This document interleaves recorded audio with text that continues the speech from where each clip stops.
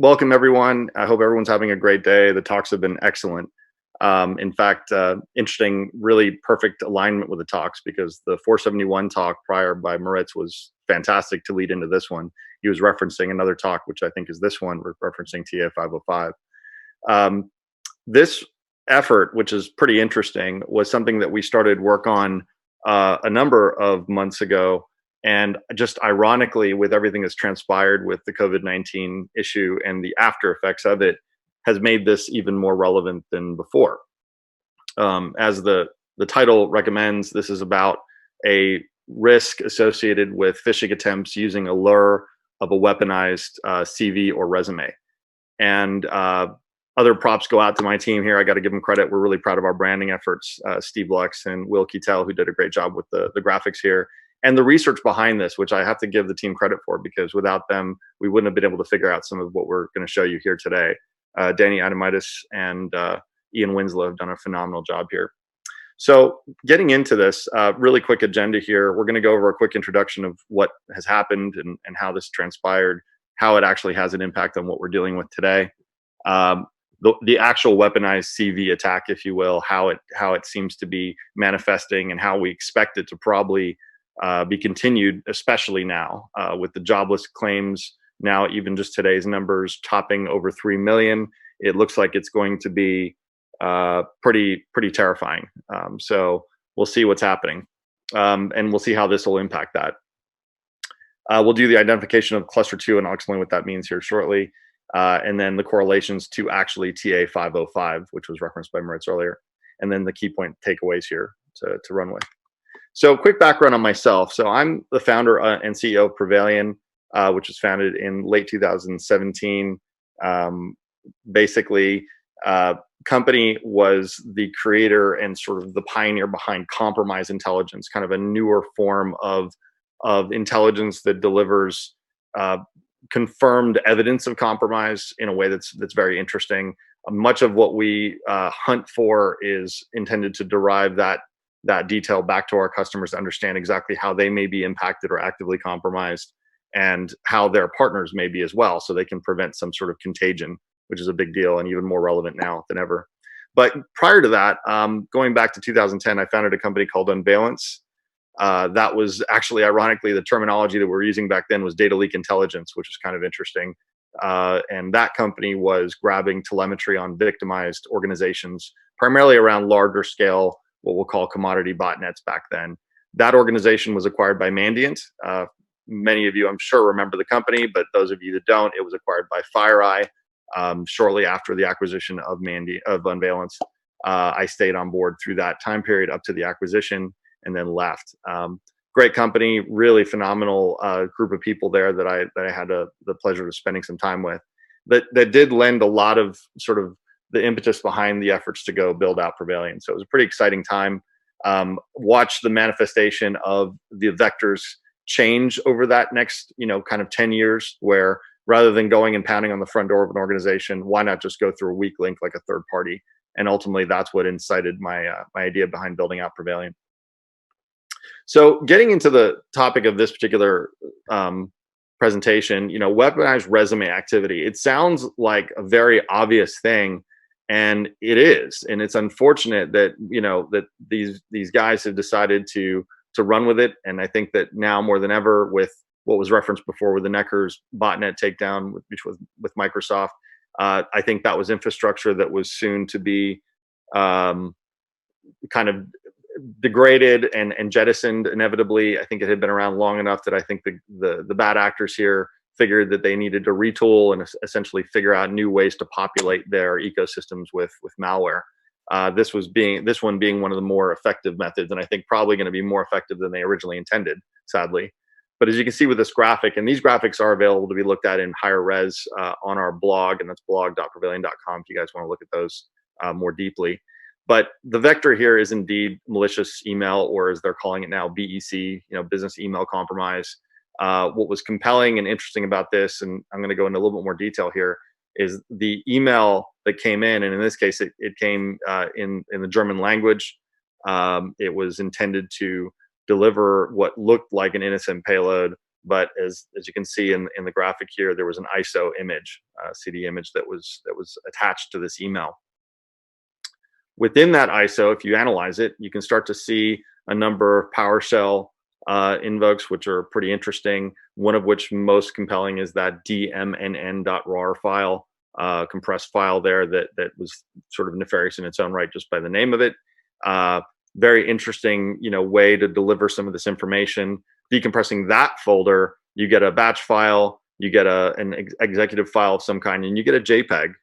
Interestingly enough, so really, what's sort of intended here, just like we've heard with these other talks, is this misdirection, this effort to sort of look partially innocuous or benign, but then lace it with something nefarious and malicious.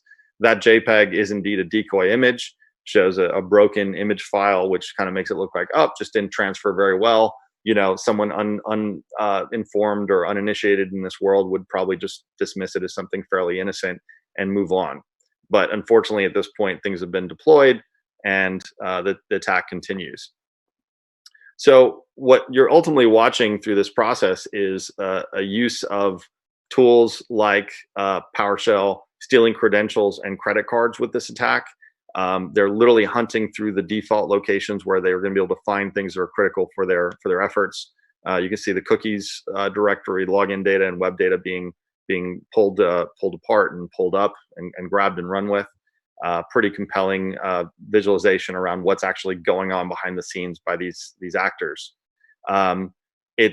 There's also, and as I think Moritz brought up in the last talk, there's kind of a Swiss Army knife approach here. There's the credential stealing, the credit card harvesting, but there's also the ability to encrypt files, which is obviously indicative of a ransomware effort, and abusing GPG tools here to encrypt files. So they seem to be deploying kind of a bevy of tools to act on as they see fit based on the status of a situation. We see this across a number of other scenarios besides this one, where if the getting is good with something like crypto, for example, they'll use cryptocurrency miners. When the market tanks on that front, they'll shift to more of a credential stealing approach. And then when they get all they can get there, they'll move on to sort of a ransomware effort. I'm not speaking specifically of TA505, but I'm just saying that the methodology seems to be, let's make sure we have anything we need effectively in a persistent state at these environments when we want to act on it. And it's a pretty chilling and haunting fact here that we've been dealing with here. What's interesting about the key points with cluster one, and cluster one is the first batch of effort and infrastructure that we were looking at. The infection vector was business email compromise. So this seems to be a consistent theme across a lot of these talks. It is not going on deaf ears, I think, with the teleworkers now that are more susceptible than ever. I think that's the biggest concern that we all have at this point. And once infected, again, they're stealing these credentials and the credit card information.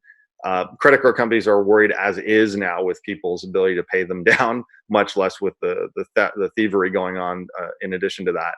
And then back to the persistence piece, what's really scary about the way these groups are working is they're scheduling tasks to maintain that access, right? That's probably the most pertinent piece of this, and part of one of the most effective ways for us to track down and actually infiltrate their infrastructure. That continuous and maintenance of connectivity and persistence is the one thing they can't afford to do without, and it's effectively the one thing that we leverage as Prevalient to understand more of what they're doing. So it's a very, very compelling aspect of their efforts, which they need, but is also a weakness as far as we're concerned, which is something that we're going to continue to exploit on our side.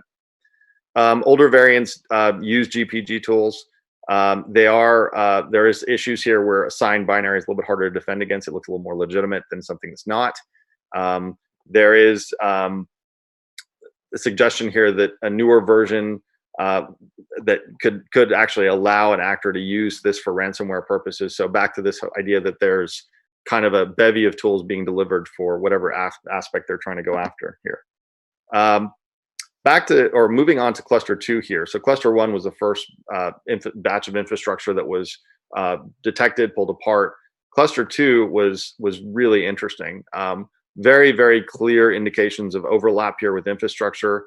These two files on VirusTotal were both hosted on hard-coded C2 addresses here. The C2s being these IP addresses. Please, nobody go click on those. Not good. Fairly innocuous at this point, I imagine, but don't take any chances. Ultimately, these files facilitated a further delivery of information down to the victims. Interestingly enough, in this case, using Google Drive. So you're literally watching, and this is nothing that we haven't seen necessarily before, but it is very compelling that they're going ahead and putting things on infrastructure that is considered a little bit safer and more trusted just by the mass usership out there. So the wrecked exe in this case was being hosted there and is delivering down a bevy of things to the victim. Once you decompress, it would actually facilitate a net support capability, and we get into that here in a minute. But again, these visualizations are available for further detail on our website. The sample was written in C and Ccpp here. Really interesting bit for those that like to do a little bit of RE on this. You can see some debug strings in the code here. The hard-coded user agent strings were there as well, which was kind of compelling to give us some TTPs to work from. Very useful to sort of look at what's going on, and it allowed us to actually tie together other aspects of this with the infrastructure of formerly found groups and whatnot. The GDrive files did include a benign 7-zip executable. Not uncommon to see some of these guys put a certain amount of sort of innocuous material in with it, with a batch script, and then an actual 7-zip folder of net support. So, the unpacking aspect of things here does result in finding these gems. Our team is particularly good at kind of hunting for those nefarious bits within a more innocuous batch of things. And that's pretty much where this led down the path even further, and we were able to pivot off that even more. And what's really chilling here, and I think this is where the rubber meets the road for a lot of folks that are not highly technical, they're sort of, the question we generally get is, okay, so what does that really mean? What did it do? What is it ultimately doing to my machine or to my environment or network? And net support provides things like remote transfer of files, geolocation of the infected machine, which means that literally, given a compromise of this magnitude, you could literally have your computer at home be identified geospatially, so they can literally know where you live. That's not a pleasant thought in this day and age. The ability to screenshot, and then the more kind of horrific idea now with the idea of being able to remotely turn on a microphone to capture audio. So not only is your Siri and Alexa listening to you, your computer is, and it's the wrong people doing it. So this is pretty terrifying in terms of the way they've actually utilized already existing, well-established technology that was intended for good, for bad at this point. So we'll see. I think we're going to see an ongoing trend in that way, especially with the influx of web, screen share and conferencing tools like Zoom and other things. The only modified file was the client32.ini file. The actor did add their own gateway address, which is really fancy of them. So gotta give these guys some credit. Just like I think Moritz said as well, they even have press releases. So they're getting pretty established and organized in their methodology here.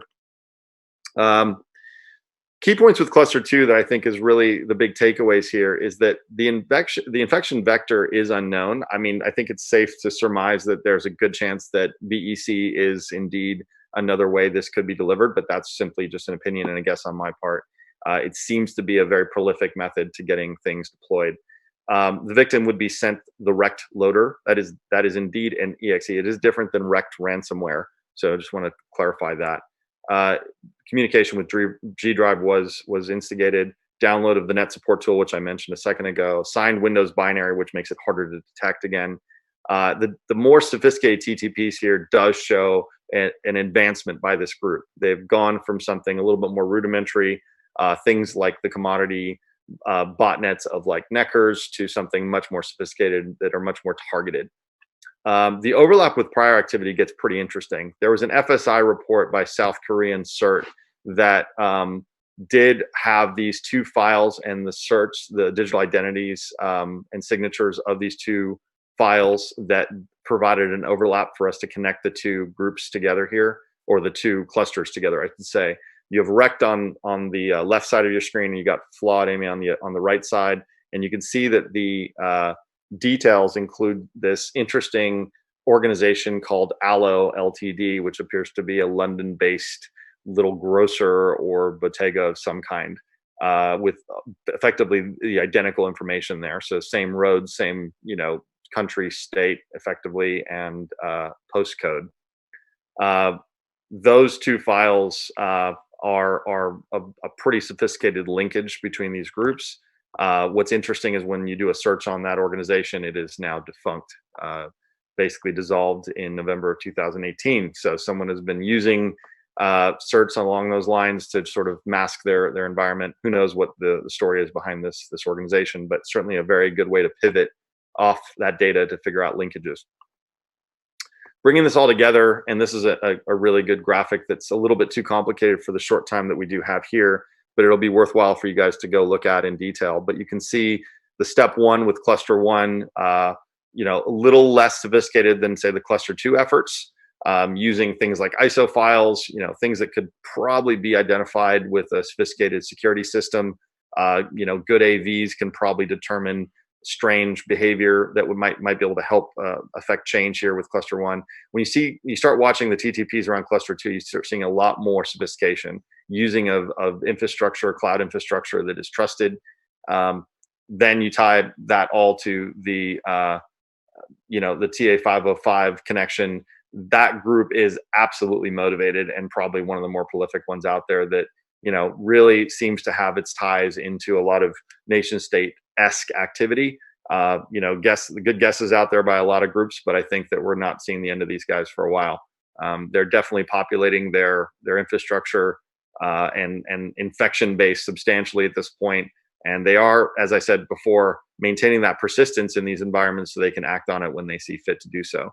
It's a tragic situation. I think that everyone's been referencing the hospitals and healthcare facilities that have been ransomware lately. I'd bet a large amount of money these guys are probably behind a fair bit of some of that effort. I think they're banking on the weakness of the environment presently. So it's all in our best interest to be very vigilant watching these guys and keeping track of them. So the key takeaways is kind of what we said throughout this entire thing and what many other speakers have already. Business email compromise is probably one of the most prolific and prodigious infection vectors at this point. They mimic business interactions. And now with this whole telework movement, you're going to see a lot more trust that's going to have to just be had, that you're dealing with the right groups. Literally talking to my kids and their teachers about how they're going to be able to do teleconferencing. Little clues like, hey, look, just make sure you do a head count when people roll into these meetings. Don't just assume everyone's going to show up that's supposed to show up. Other people may very well show up to the meeting they're not supposed to. Little things like that are going to facilitate even easier vectors for these adversaries.